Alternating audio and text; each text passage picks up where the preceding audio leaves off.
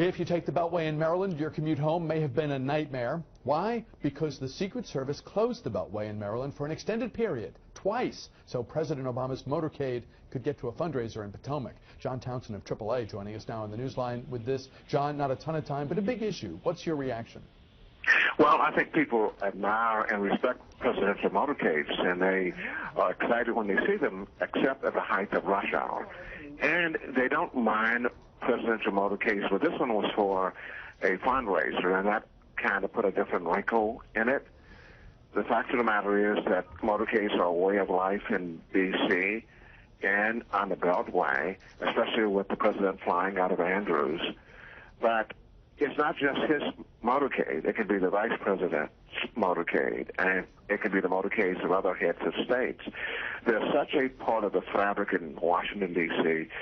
Even the Speaker of the House and the head of the Senate and the mayor have motorcades, so they're everywhere. They're ubiquitous in Washington. But John, no one has a motorcade that causes the ripple effect that something like this does.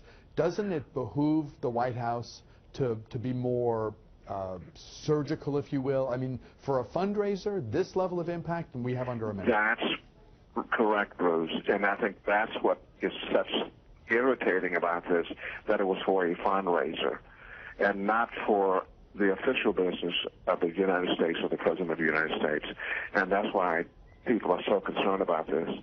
And you're right, we have to be more surgical and more strategical about how the Secret Service has or implements street closures that paralyze traffic in D.C. and on the Beltway. And in the 10 seconds we have, John, characterize the backups that were caused by this? It was mammoth at rush hour, and we suffer from the worst congestion in the nation, and this only exacerbated it. John Townsend II of AAA of the Mid-Atlantic, thank you very much for your time. As always, appreciate it.